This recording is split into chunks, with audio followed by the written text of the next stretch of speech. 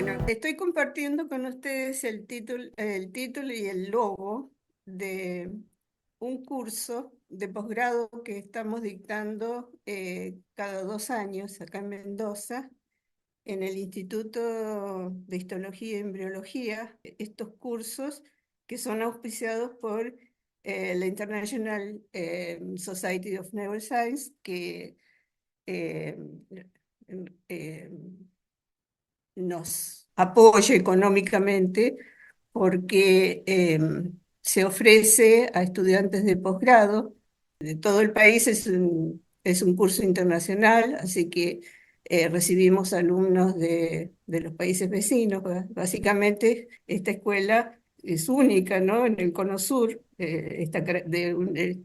Se llaman escuelas de neurobiología que auspicia esta institución. Bueno, eh, si vamos a enseñar, los conceptos que les aclaro, los conceptos que estoy ahora que armé para esta charla, puede que algunos lleguen a los alumnos, pero estos los quería discutir primero con ustedes a modo de ensayo. ¿Qué es lo que nos cuenta la neurobiología en la actualidad?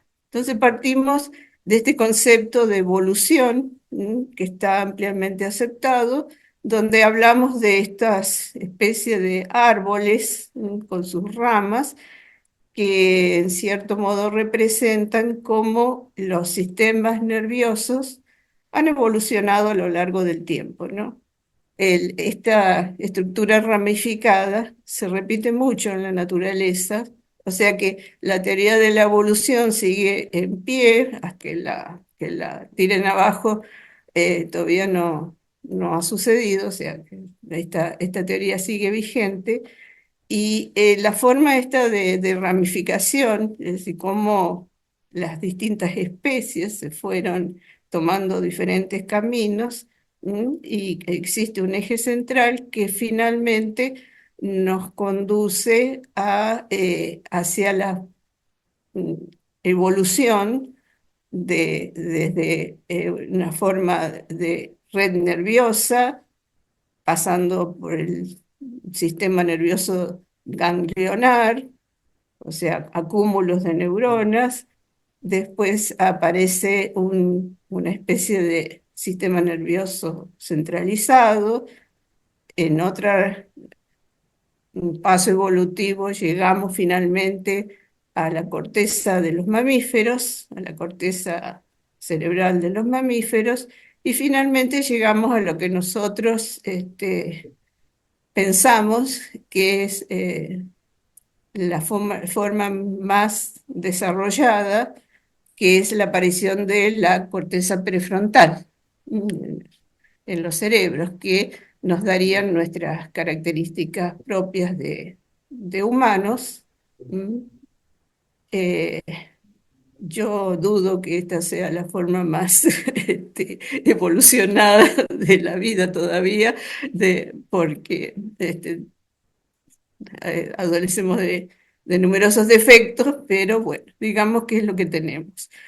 Y lo de las formas de ramificación, bueno, en la naturaleza está multiplicado, hay múltiples ejemplos, bueno, los árboles, en el sistema nervioso, la forma de ramificación de los nervios, eso ocurre, en las neuronas en particular, toman esta forma ramificada como neuritas, y en otras estructuras del cuerpo humano también vemos esta arborización, por ejemplo, los bronquios dentro del pulmón, ¿no? Los bronquios, bronquiolos y todas estas vías aéreas también toman esta forma de ramificación. O sea que es una estructura, una arquitectura presente en numerosos aspectos de la naturaleza, sí, lo que quiere decir entonces, si nosotros pensamos a la evolución como un árbol con sus ramas, es perfectamente lícito pensarlo de esa forma.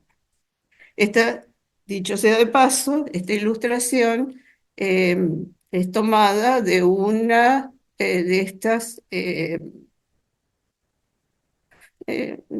yo los llamaría ensayos, no sé si llegan a ser documentales, charlas, no sé cómo. qué nombre ponerle, que aparecen, que otorga la inteligencia artificial, ¿no? En la parte de difusión o de, no sé todavía interpretar cuál es la intención de la inteligencia, de las neuronas de silicio, de presentarnos temas de ciencia de esa forma. Eso es lo que estoy tratando de que entre todos lo pensemos y lleguemos a alguna conclusión de que qué es lo que nos está entregando como información la inteligencia artificial.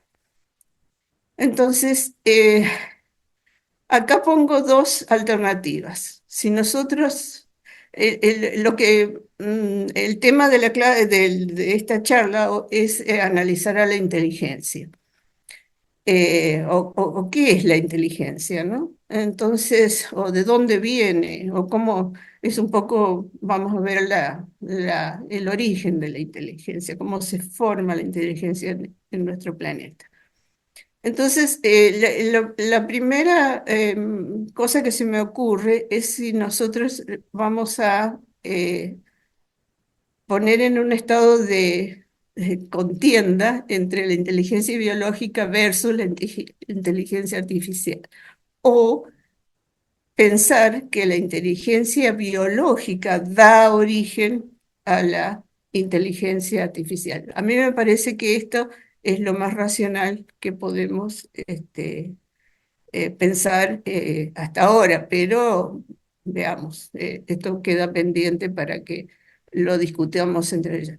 Yo me inclino a pensarla como la inteligencia artificial, tomarla como un paso evolutivo, ¿m? hacia, eh, hacia algo que mejore lo que se llama la inteligencia biológica. Por ahora es una herramienta, pero puede llegar a ser a provocar un salto evolutivo. Eso lo podemos discutir después. Entonces ahora lo que viene escrito acá, que lo deben estar leyendo ya, interesante es que yo tuve que hacer un trabajo de en prolijar un poco, porque eh, yo me empecé a entusiasmar con uno de estos videitos que trataba el tema. Yo llamé a la inteligencia, a la neurona de silicio y le digo, bueno, ¿qué me podés decir sobre la inteligencia?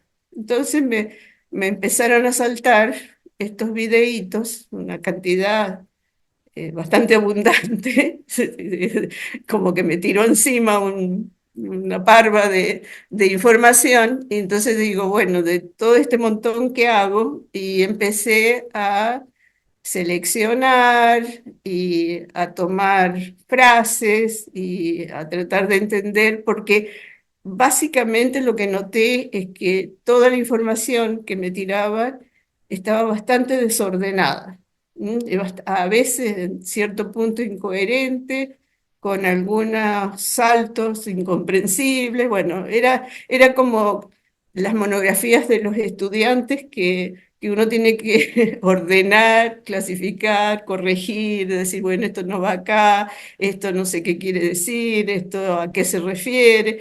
O sea, hice un trabajo, digamos, de limpieza y de orden. Entonces pude rescatar estas frases que me parecieron coherentes y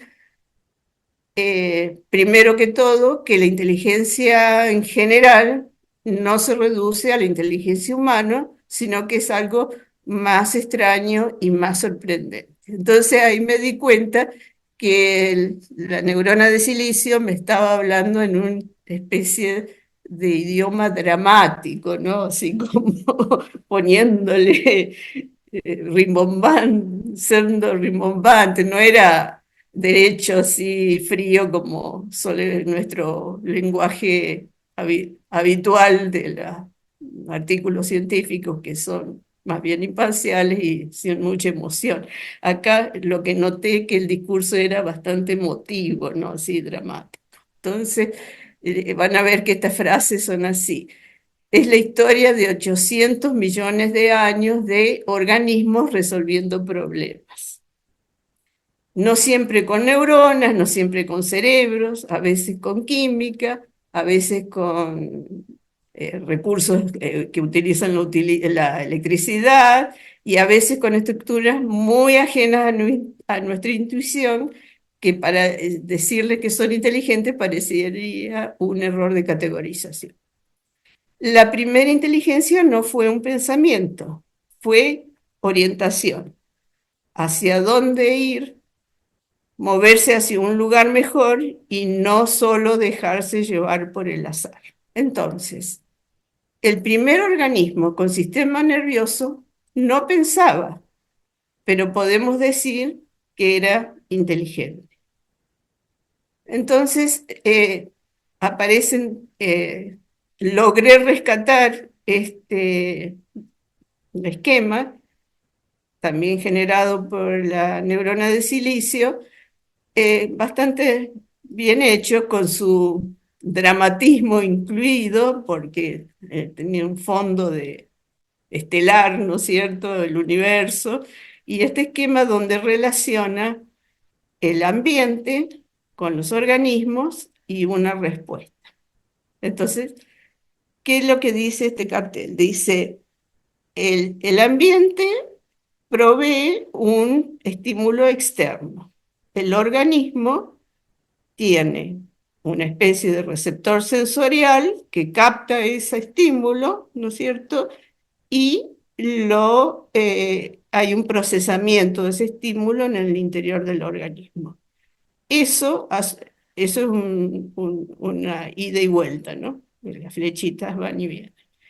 Y eso origina una respuesta que es la adaptación a ese estímulo y posiblemente una respuesta conductual. ¿Mm? Y eso es como una especie de círculo constante. Entonces, lo que podemos decir que la inteligencia no es un objeto, no es una estructura que se pueda detectar mediante un adminículo, una herramienta como un escáner cerebral, no es un gen que se pueda secuenciar, no es una conducta que se pueda identificar en las distintas especies. La inteligencia es una relación dinámica que involucra innumerables interacciones entre un organismo y su medio ambiente. Y yo me permití agregar un pensamiento mío, además de la definición esta bastante interesante, donde no solamente ahora incluyo a un organismo, sino también a objetos. ¿Mm? O sea, los objetos pueden, al interaccionar con el ambiente, eh, pueden también generar respuestas. Eh, ejemplos, yo estaba pensando qué ejemplos les puedo dar de esto. Una barra de metal, de hierro, expuesta a la intemperie, se oxida, ¿no es cierto? Y esa es una respuesta al ambiente, ¿no es cierto? O sea, muy precaria, pero no deja de ser una respuesta. También ahora se están generando materiales inteligentes, ¿no? Como esas que vuelven, esas, no sé qué son, materiales que compuestos o formas que se pueden deformar y con el tiempo, vuelven a recuperar su forma original.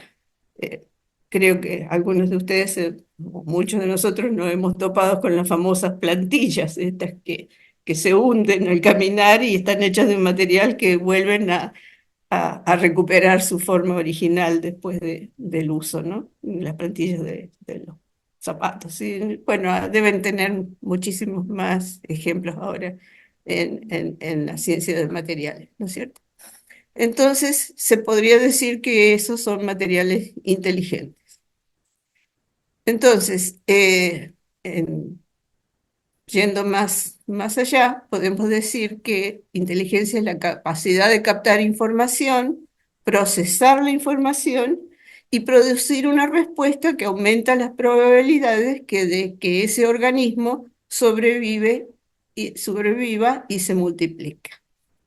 Y mi pregunta es, ¿la inteligencia artificial se reproduce? Ahí quedó, lo podemos charlar después si lo anotamos. Entonces, ¿qué pasó en la naturaleza? Si ponemos la naturaleza como una especie de ingeniero, con un plan predeterminado, entonces, en determinado momento, ¿qué es lo que tenía en sus manos para empezar a desarrollar el plan? Por empezar, tenía un presupuesto acotado. Tenía unos materiales básicos, como los elementos carbono, hidrógeno, nitrógeno, azufre, fósforo, bueno, organizados como moléculas de proteínas, de grasas, tenía iones, o sea, elementos en estado ionizado, y como combustible tenía moléculas complejas con esqueleto de carbono, como los polisacáridos, la celulosa, la glucosa. ¿Cuál era el objetivo? ¿Cuál era el plan? Si es que había un plan, era crear un dispositivo capaz de un dispositivo bastante complicado.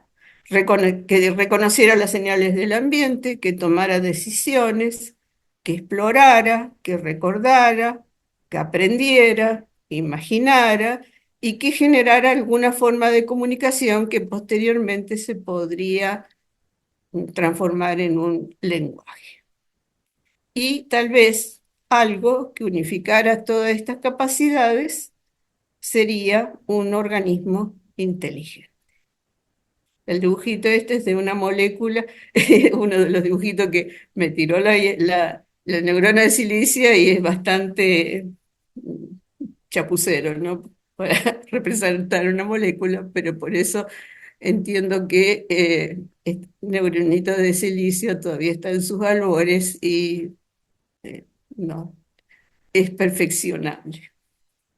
Démosle tiempo. Bueno, entonces aparece este gráfico, también hecho por inteligencia artificial. Por supuesto que en los videitos que yo estaba viendo estaban como mm, no estaban coordinados lo que decía el locutor, la voz, ¿no? del video con lo que estaba mostrando en pantalla, ¿no? Había una especie de falta de coordinación, así que me costó bastante encontrar el texto y unificarlo con la parte gráfica. Así que supongo que esas son las imperfecciones que todavía este sistema tiene. Entonces, básicamente lo que interpreté que queríamos decir con estos gráficos era que y esto lo insistió muchas veces en esa especie de ensayo. Hablaba que la naturaleza resolvió ese problema, el problema que se planteó en lo que vimos en la placa anterior, que lo resolvió 9 veces, pero a mí nunca me convenció de las 9 porque nunca las pude sumar. Puedo sumar hasta 8 ramas diferentes evolutivas, pero la novena no la encuentro. Tal vez ustedes me pueden ayudar.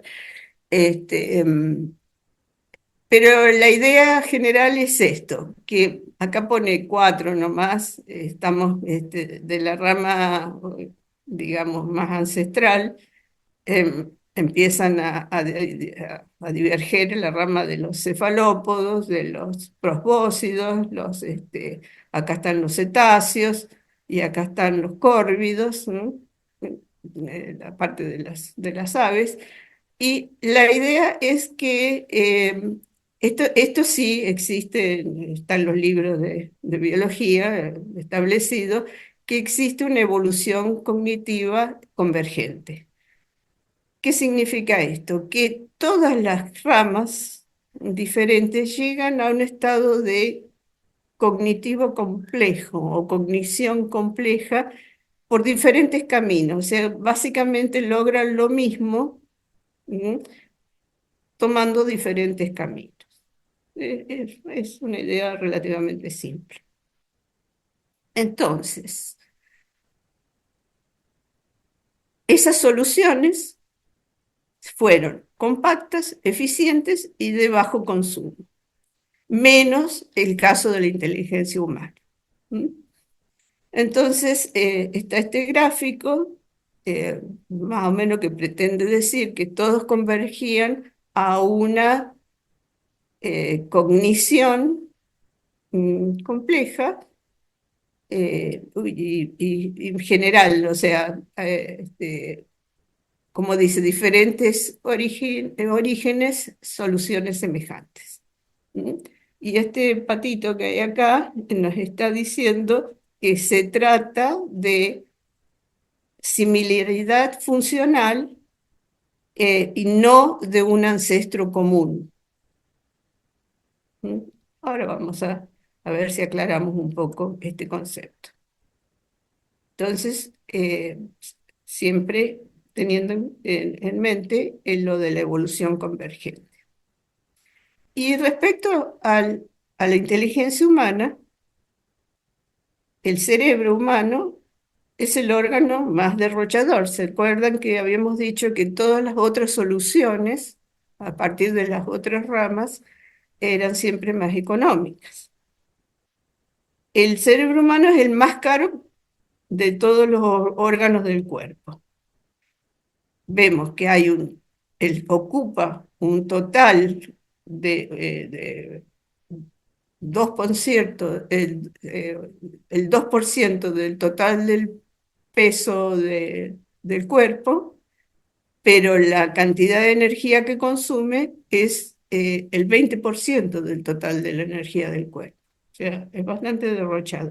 Y sobre todo es de consumo continuo, no hay descanso, porque aunque estemos dormidos, seguimos gastando metabólicamente la misma cantidad de energía.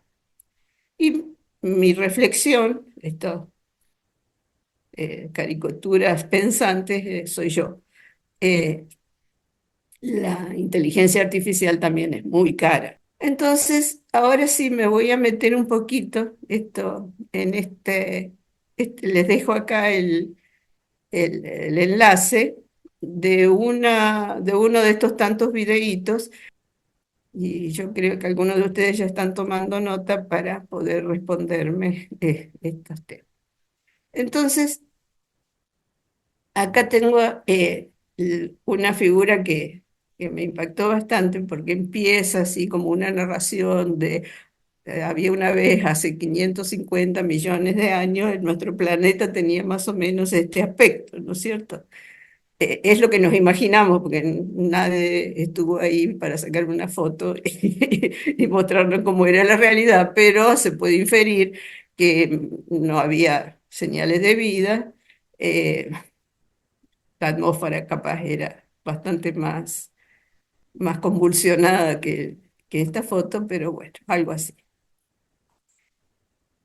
Pero en el fondo de ese mar, ¿qué había?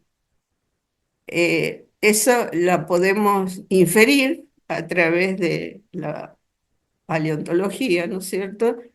Y el estudio de los fósiles, y encontrábamos en una zona donde se ven los fósiles más antiguos, creo, es en las colinas de Diacara, que es al sur de Australia. En 1946 hicieron una exploración donde encontraron estas formas de vida, estas son representaciones gráficas de esos fósiles. Eh, Dickinsonia, Rangeomorfa, Parvancorina, le puse unos nombres bastante eh, rimbombantes. Eh, todas estas formas de vida estaban sobre el lecho marino, ¿no es cierto? Que era un lecho rico en microorganismos. O sea, estos estaban quietos ahí tranquilamente, meciéndose con el movimiento de las corrientes marinas y no tenían mucho problema. Uno de los comentarios que leí de este video decía, entonces era el jardín del Edén, esta situación, porque toda esta gente estaba tranquila, comía y descansaba. Y lo interesante es que en estos fósiles no había ninguna señal de daño, ninguna hojita arrancada, ninguna mordida, eh, estaban íntegros, así, perfectos. Por eso supongo que este señor que hizo el comentario, señor o señora, dijo, es muy semejante al jardín del Edén. Eh, bueno, ese periodo geológico se llamó el Ediacárico, justamente por el lugar donde se encontraron, pero en el Ediacárico tardío aparecieron estos bichos eh, que le pusieron el nombre Claudina, que parecían que tenían puesta una armadura. ¿Mm? Estaban como protegidos. Y estudiando estos bichos encontraron señales de alguien les clavó algo, eh, señales de deterioro, ¿no? Como agujeritos, como que alguien los hubiera atacado. Entonces, estas son las primeras evidencias de que una forma de vida se comió a otra. Y ahí empieza la duda. ¿Quién estuvo primero, si el huevo o la gallina? El predador pensó y actuó, pensó que tenía que... ¿Quién fue el primero que pensó? ¿El gusanito que se defendió o el predador que atacó? Posiblemente, ¿por qué ocurrió esto?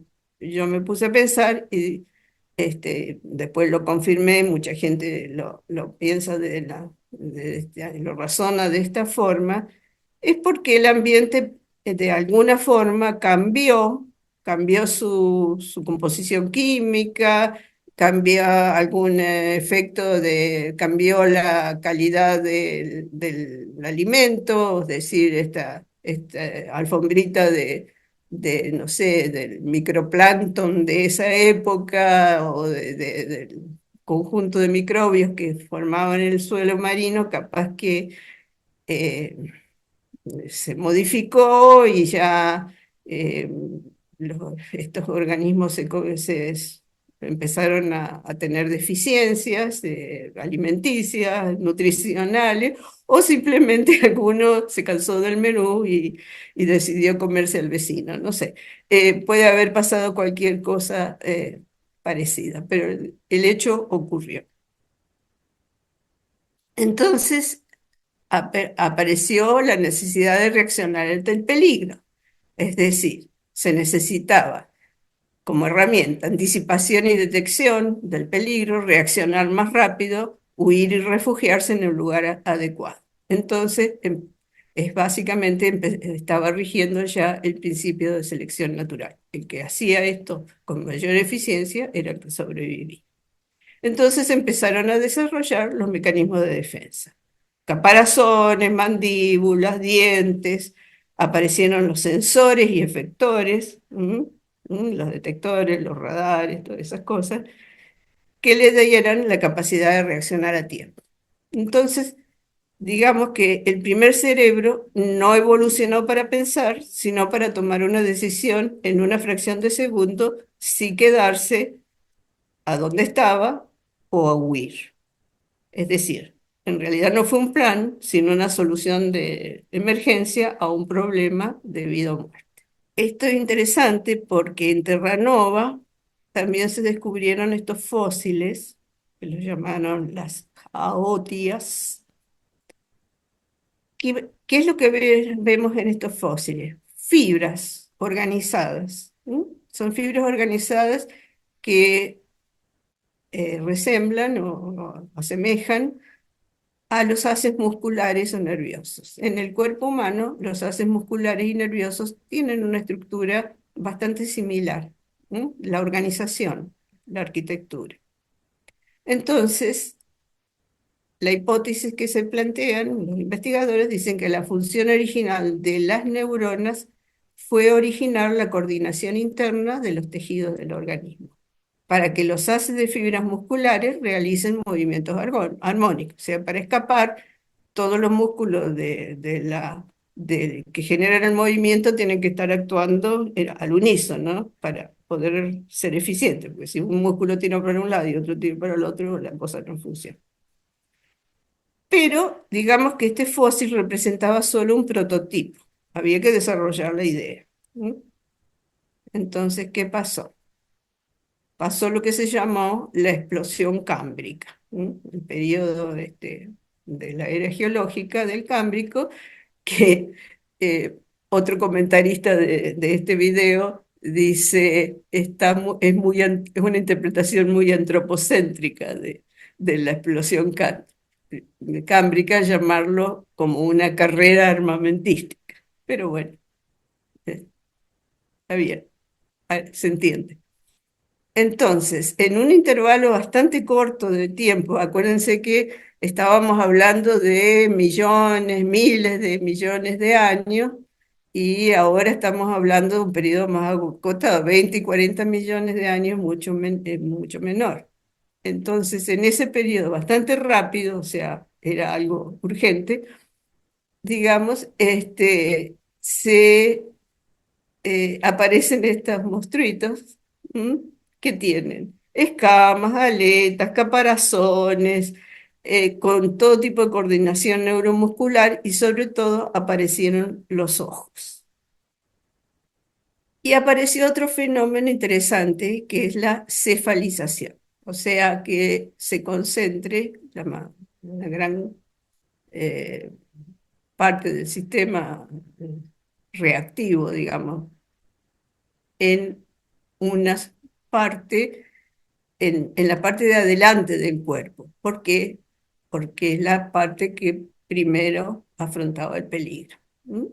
Entonces apareció este otro supermonstruo, que es el Anomalocaris, que se fue considerado el mayor depredador del Cámbrico y tenía ojos compuestos con más de 16.000 lentes individuales, súper sofisticado el sistema, y un cerebro capaz de procesar la visión, el olfato y el control motor. También aparecieron, estos son más familiares, creo que todos alguna vez nos hemos topado con un dibujito o con un fósil de trilobite o trilobito, que tenían ojos compuestos, con lentes de calcita cristalina que le daban un campo de visión casi completo. Y tenían hasta lentes bifocales, cosa que fue un diseño que muy recientemente en la historia, en comparación del siglo XVIII, en comparación con las tremendas distancias temporales que estábamos viendo, recién pudimos utilizar este artilugio que ya la naturaleza lo había inventado durante millones de años previamente. Y de acuerdo a la información que estos ojos capturaban, se desarrolló el cerebro que interpretaba esos patrones. Significó, esto es importante, más neuronas significa más complejidad. Y así, pasando el tiempo, finalmente aparece Picaya. Picaya es un gusano, una especie de gusano, que tenían una columna vertebral. ¿M? O sea, una estructura flexible, pero que le daba cierta estabilidad. ¿M? Y esa cuerda o columna vertebral alojaba o iba en paralelo a una línea nerviosa, ¿no es cierto? Que era una especie de sistema nervioso muy similar a lo que tenemos nosotros. Nosotros tenemos una columna vertebral que aloja en su interior a la médula espinal, que es nada más ni nada menos que una estructura que contiene paquetes o haces de fibras nerviosas. Y por supuesto había una cefalización. Entonces, ¿cómo ocurrió que la mera supervivencia se transformó en pensamiento más complejo? Entonces, yo les nombro dos características notables principales. La inteligencia depende del movimiento. Y el ejemplo que aparece es este bichito marino que son los ascidianos, en inglés se llaman sea squirts, y nosotros mm, lo más cercano que tenemos para conocerlos es el famoso piure, que a los chilenos les deleita, les encanta comer esa cosa que yo encuentro espantosa, pero bueno, es muy rica en yodo, dicen que es muy alimenticia. Ese bicho ha sobrevivido desde hace millones de años, está en el mar y continúa. ¿Cuál es la característica de este animalito? Que en estado larval tiene un sistema nervioso que le permite navegar. Entonces, al navegar por el mar es un ambiente cambiante que requiere decisiones instantáneas, ¿no es cierto? Voy por acá, voy por allá, anda buscando una roca, porque este animalito vive sobre las rocas, entonces anda dando vuelta por ahí, la larva, ¿no? Y busca su hábitat y requiere un mecanismo, por eso tiene el sistema nervioso, porque es un mecanismo que le permite tomar decisiones, elegir qué rumbo tomar, a dónde tiene que ir y ver y darse cuenta si encontró el lugar adecuado.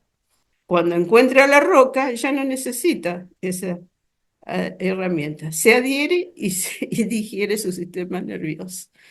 ¿Mm? eh, Directamente ya no le sirve más el sistema nervioso una vez, porque su función principal es adquirir, está adherido a la roca y absorbe, filtra el agua a través de su cuerpo y así va reteniendo del agua las partículas que lo nutren, ¿no? Esa es su única actividad en el mundo. ¿Mm?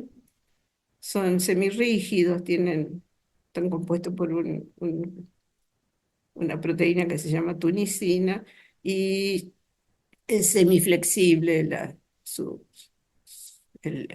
el- su esqueleto, digamos, externo. Así que bueno, no sé cuántos de ustedes conocen el piure, pero les aseguro que es algo más o menos así de color naranja brillante, muy lleno de yodo. La otra característica interesante son los ojos. Antes de la aparición de los ojos, el mundo se percibía por medio de sensores químicos o mecánicos, señales térmicas o presoras. Las fuentes de información eran solo locales e inmediatas. Es decir, un organismo sin ojos solo conoce lo inmediato. Un organismo con ojos pudo anticipar lo que le iba a ocurrir, es decir, la ve llegar. La anticipación ocurrió porque se desarrolló un sistema nervioso más especializado, más sofisticado, capaz de elaborar respuestas rápidas de mayor complejidad. Es decir, de una respuesta tipo termostato, on-off, digamos, activación-desactivación, eh, que está definido por cambios del ambiente, a tener respuestas de jugador de ajedrez, es decir, que pueda anticipar cómo se va a presentar el tablero después de 4 o 5 movimientos. O sea, pasamos de estas respuestas inmediatas a respuestas con anticipación. ¿Cuándo ocurrió esto? En realidad esto ocurrió desde el principio de los tiempos. Hace billones de años. Es decir, esa capacidad ya existía en el lecho marino que alimentó a los primeros organismos complejos. O sea, esa capacidad ya estaba en el plancton, el microbioma que había en el lecho marino. Lo que pasa a lo largo de la evolución, a lo largo del tiempo, esa capacidad de reaccionar y de anticipar se fue mejorando más rápidamente, más eficiente, más compleja. Entonces las primeras cosas vivas empezaron a resolver los mismos planetas, perdón, las primeras cosas vivas empezaron a resolver los mismos problemas que cada cerebro resuelve actualmente. ¿M? Cualquier cráneo de cualquier ser vivo que tenga un sistema nervioso dentro de un cráneo, tiene los mismos problemas, nada más que se fueron adaptando, fueron avanzando de lo simple a lo complejo. Entonces no estamos hablando de conciencia, de sabiduría o de lenguaje o de la capacidad de hacer deducciones matemáticas. Estamos hablando de la habilidad de usar información del pasado para hacer predicciones acerca de lo que viene después. Bueno, entonces ahora volví a trabajar con mi antigua neurona de carbono.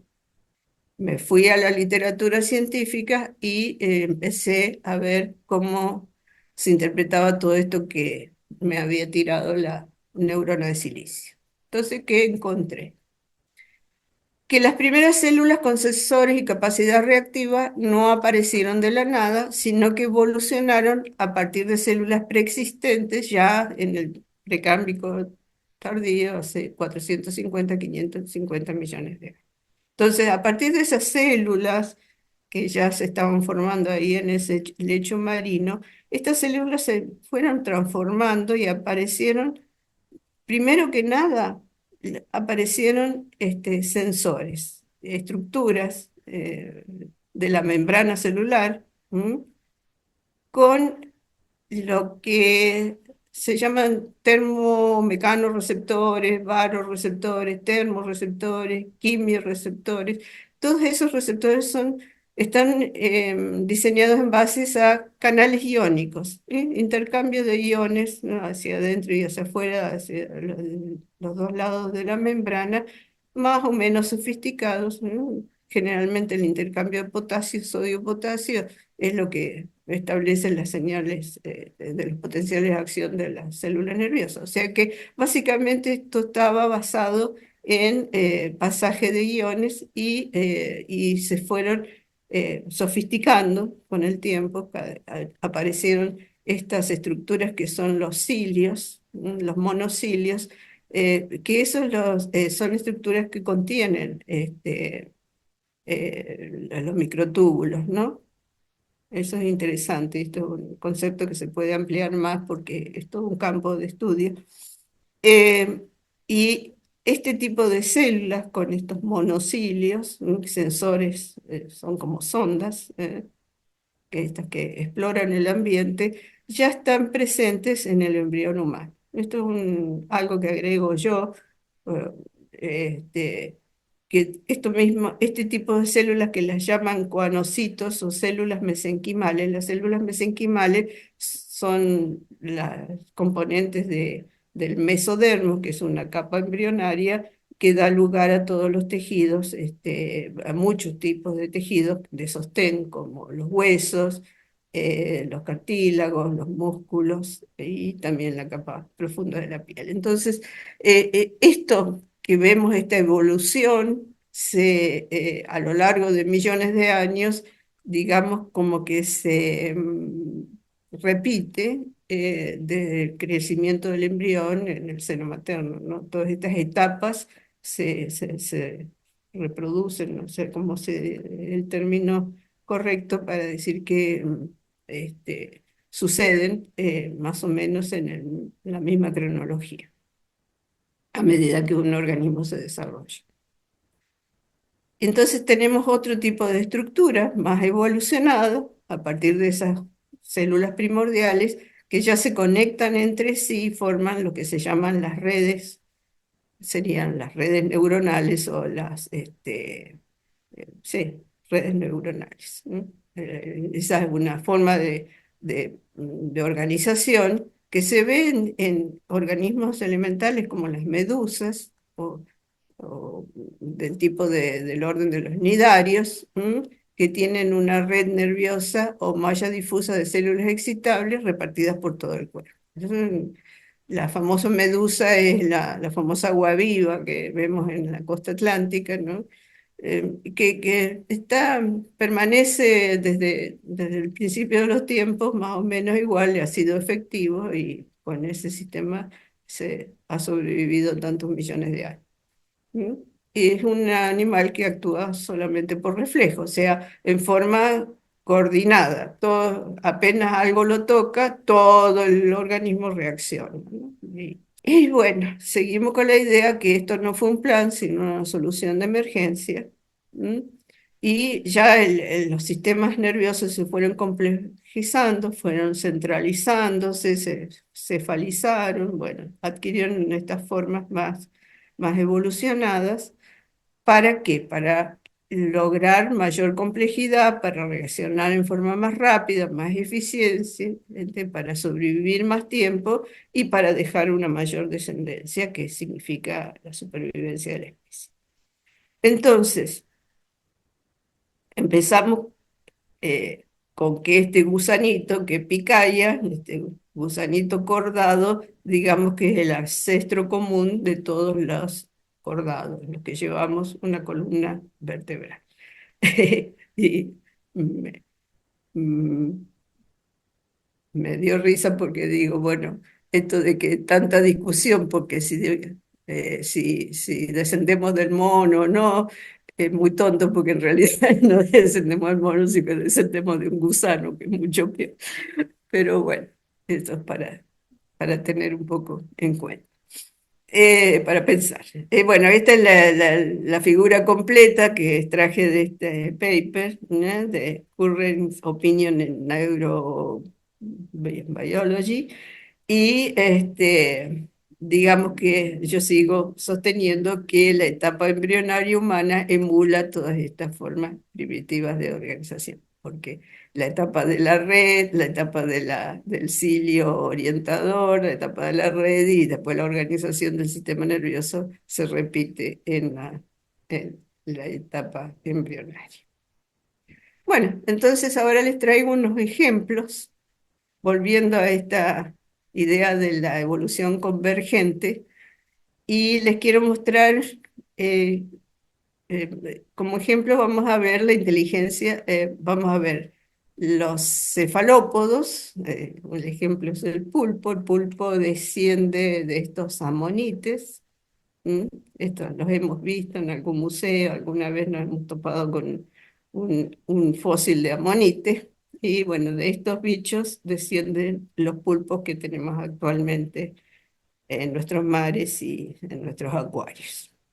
Entonces, ¿qué tipo de animal es? El ambiente donde vive son los arrecifes de coral.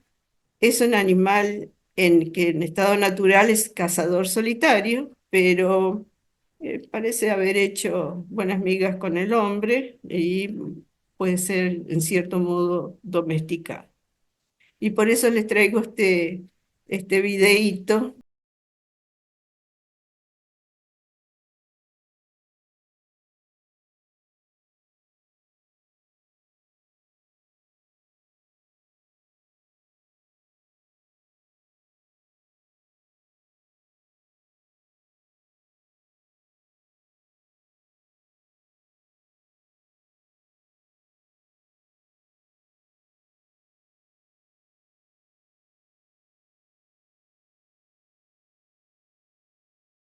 Bueno, este es un Sí, pulpito en sí, un acuario particular de un muchacho que lo llamó Randy a este pulpito. Y dice, le puso un frasquito con una tapa y un cangrejito adentro. No sé si lo están viendo. sí, Esto va a volver. Y el hombre estaba viendo, a ver, observando a ver qué hace. Ya sacó la tapa, vieron que él lo había puesto en el acuario, al frasco tapado. Y fíjense acá el pulpito lo tiene, a la tapita, la tiene ahí como abrazada. ¿Mm? La sacó y se la llevó. Y ahí está esperando a ver qué hace después. Fíjense que se acuerdan que al principio, después lo vamos a ver de vuelta. Al principio este pulpito era negro, de color negro. Miren lo que tiene ahí, un botón. muy llamativo, ¿no? Que cambia de color. Ustedes saben que es un animal que se camufla y, Mim- y mimetismo. da. Sí, sí, y tiene eso de que estos colores, según el dueño del pulpo, dice, está contento, porque esos son los colores y que ese botón se ilumine así, es señal de que está contento, que está entusiasmado. ¿Y si es Entonces, hembra, ahí está va. contenta? No sé, puede ser, no sé si pulpo o pulpa, no tengo idea. No sé cómo distinguir el sexo del pulpo. Y Bueno, fíjense, dejó la tapa y ahora se mete adentro del frasco y se va a comer el cangrejo. ¿Mm? qué Fíjense inteligente. qué impresionante, ¿no? A mí me llamó muchísimo la atención.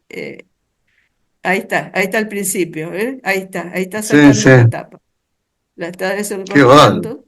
Está de color negro, ¿ven? Está preocupado. Ahí se sacó la tapa.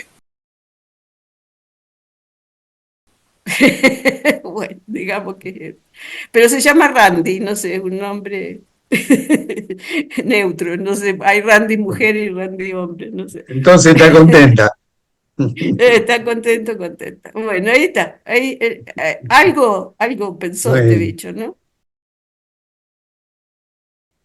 Este es un esquema del sistema nervioso del pulpo, este también, y fíjense. em, Acá dice que en la parte cefálica, digamos, donde hablando de un pulpo cerebro, tiene 50 millones de neuronas, más o menos. Estas cantidades para mí son relativas porque es difícil contar cuántas neuronas hay, pero bueno, digamos que es aproximado. Y cada una de los tentáculos es un sistema nervioso independiente.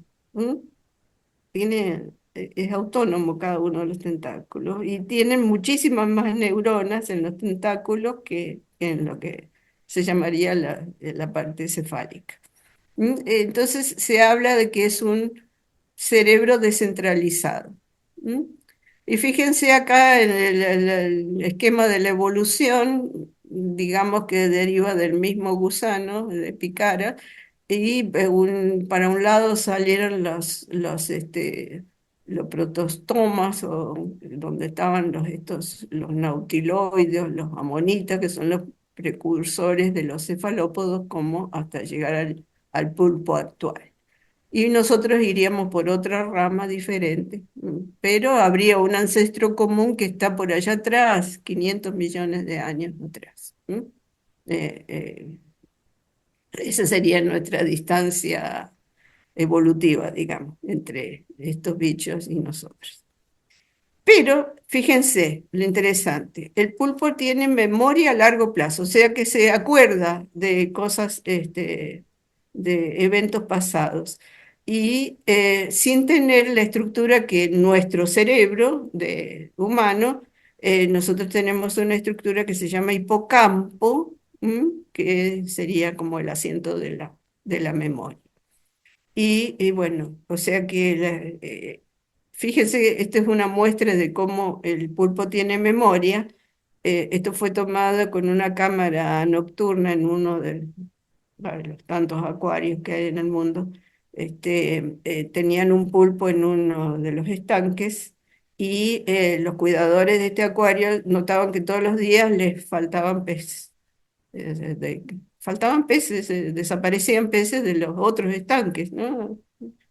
Del acuario. No entendía qué es lo que estaba pasando en la noche, entonces miraron las cámaras de noche qué pasaba y pasaba que sujeto, el pulpo, se iba específicamente en la noche, porque sabía que nadie lo miraba, bueno, por lo menos pensaba que nadie lo iba a descubrir, no contaba con la tecnología de la cámara, y se salía de su estanque, se iba y se daba una panzada de peces que le gustaban de los otros estanques y se volvía después a dormir a su estanque tranquilito. Yo no fui. Y bueno, ahí lo pescaron haciendo eso. Entonces, ¿cómo? pergenió esta estrategia, bueno, tiene su sistema nervioso así distribuido entre los tentáculos y su poca cabeza, logró hacer esa actividad. Entonces, la conclusión que nosotros sacamos de esto es que la inteligencia no requiere una arquitectura determinada de un órgano para funcionar. O sea, inteligencia funciona sin haber cerebro, básicamente, o por lo menos la estructura cerebral avanzada que nosotros suponemos que tenemos. Otra rama, los insectos. Entonces, todos sabemos que la abeja y la colonia de abejas es una estructura inteligente. ¿Mm? ¿Qué pasó? Eh, es muy antigua. Los antecesores de, de estos insectos, muchos millones de años atrás, y es probable que ellos hayan evolucionado junto con la evolución de las plantas. ¿Mm? La aparición de las angiospermas, es decir, plantas con flores, reproducción a través de las flores, eso hizo que pasaran de ser carnívoros, animales carnívoros, a tener una dieta vegetariana, a nutrirse con con el néctar de las flores y con el polen. ¿Mm? Entonces, ¿qué hace este animalito? Eh, este animalito tiene un cerebro diminuto, con 1 millón de células, de neuronas, digamos, en comparación con el humano, aproximadamente se calculan 86.000 millones. O sea, el cerebro de es súper pequeñito, el tamaño de un grano de arroz. Bueno, el cuerpito de una abeja también no es muy grande. Y básicamente este cerebro que tiene la mayor parte dedicada a controlar las antenas, que es su modo de comunicación con el exterior, y ese trompita o artefacto chupador, que es el que absorbe el néctar de las flores para nutrirse. Entonces sería algo, una actividad motora, digamos, de la succión y todo eso. Y tiene esta forma. Es muy estudiada la abeja, muy, muy estudiada. Hay cientos de videos que cuentan la historia de cómo funcionan las abejas y todo eso. Pero entre las funciones importantes que hacen es contar, aprender, recuerdan rutas, toman decisiones complejas, aprende a usar herramientas. Hay un experimento hermoso de cómo se vale. Es un experimento que hacen los entomólogos, o que hicieron. Eh, Después les puedo comentar si hay tiempo para. Es muy bonito para demostrar que la abeja es capaz de utilizar herramientas, tienen memoria, almacenan imágenes, recuerdan rutas, ¿no es cierto? Y hasta reconocen rostros. Y por supuesto pueden navegar, entran y salen de la colmena. Y tienen esa capacidad de potenciarse. Como son colonias y la colmena, funcionan mucho mejor cuando se unifican, como si la colmena fuera un individuo más poderoso con la suma de sus partes. O sea, se potencia. Así que es muy interesante. Em, Otro ejemplo que viene al caso acá son los cuervos. ¿Mm? Eh, o sea, aves cantoras o paseriformes, los cuervos, las urracas, cuyo origen es en Australasia hace 20 millones de años. ¿No? ¿Cuál es el ambiente de donde vive el cuervo? En bosques, ¿no es cierto?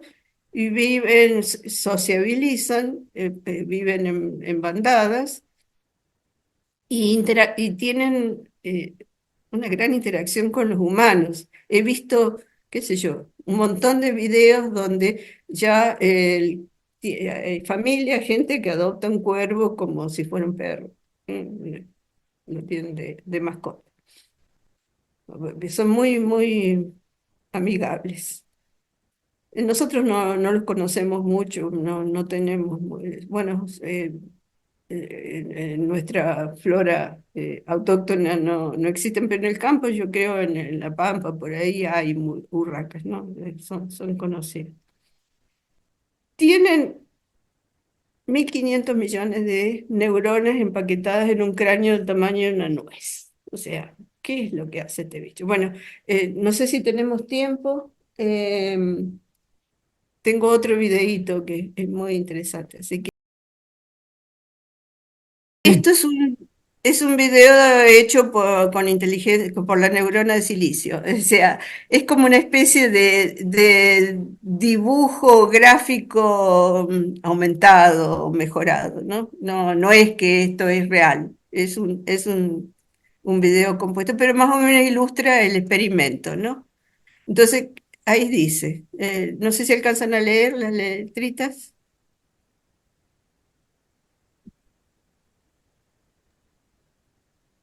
sí, sí, se lee.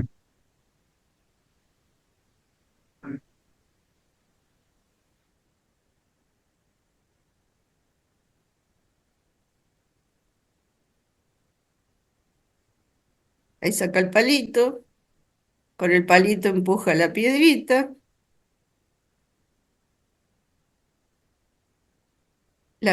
la arroja por ahí para activar la trampa donde está el palo y con el palito agarró el pedacito de carne. Lo hizo de una, según acá dice el experimento, lo hizo sin ensayo-error, o sea, lo hizo de primera.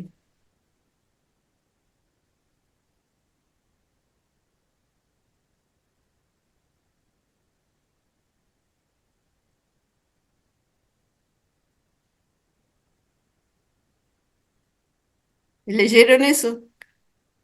Que el cerebro de este pajarito tiene una densidad neuronal brutal. En muy poco espacio tiene muchísimas neuronas. Ah, Entonces es correlaciona con el chimpancé, la hace escuchar a y sí, leer ahí.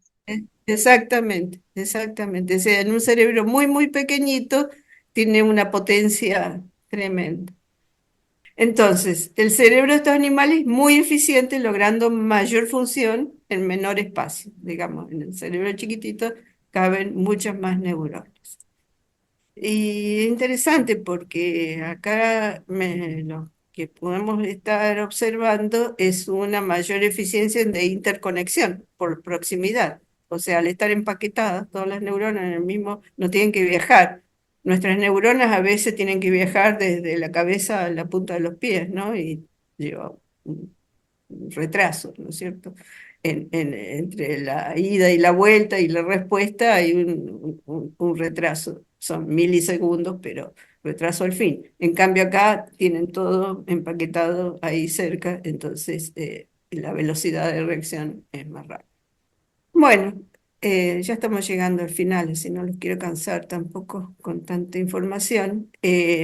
Tenemos el cerebro del reptil, que no lo vamos a analizar con el videíto, pero todos sabemos que nosotros tenemos, nuestro cerebro de mamífero se construyó sobre una base de cerebro de reptil. O sea, nosotros tenemos como dos cerebros, uno montado sobre el otro. ¿Mm? La corteza cerebral está por encima de la estructura subyacente, que es el sistema límbico. ¿Mm?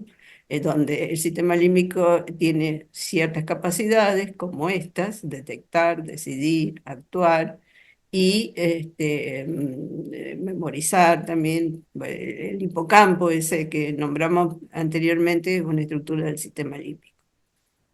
Eh, pero estos animales, sin tener corteza, pueden aprender por observación, por reconocimiento de cuidadores, y también pueden resolver problemas.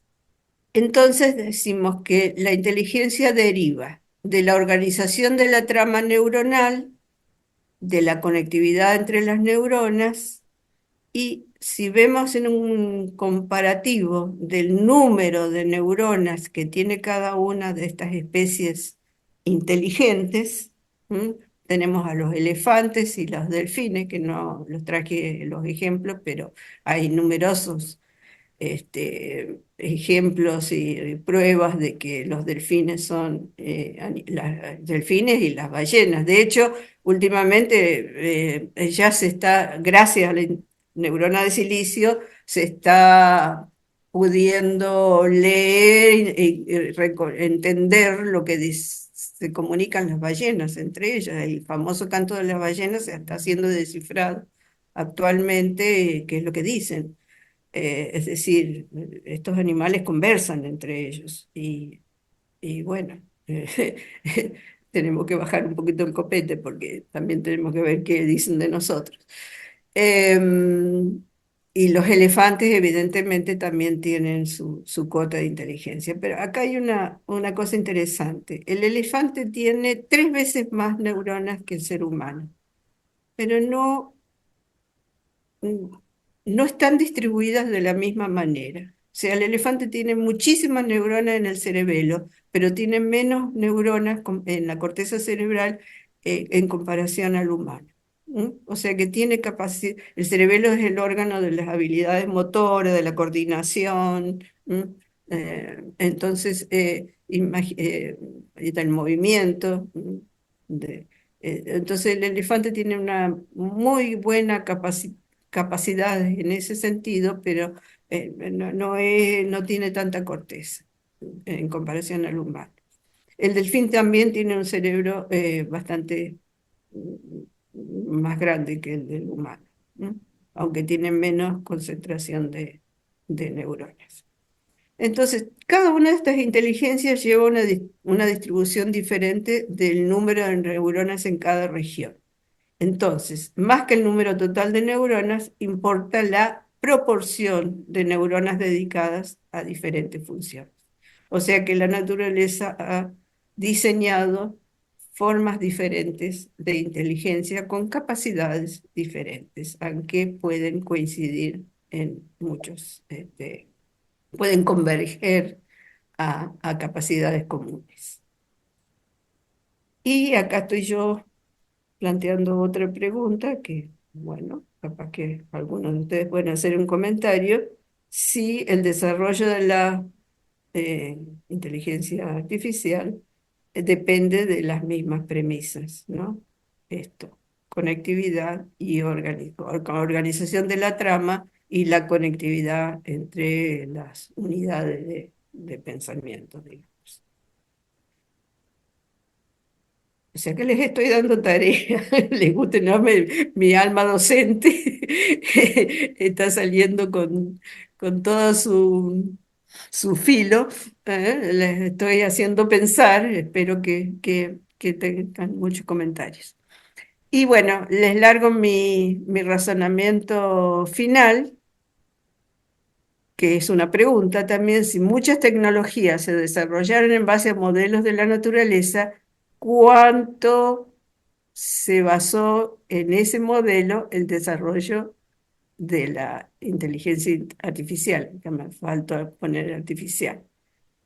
¿O solamente usó el modelo de las redes neuronales, es decir, a partir del modo de funcionar de nuestra neurona de carbono, sin tener en cuenta su evolución y su arquitectura? Es una pregunta que capaz que me la responden ahí nomás, ¿eh? O si no, se quedarán pensando.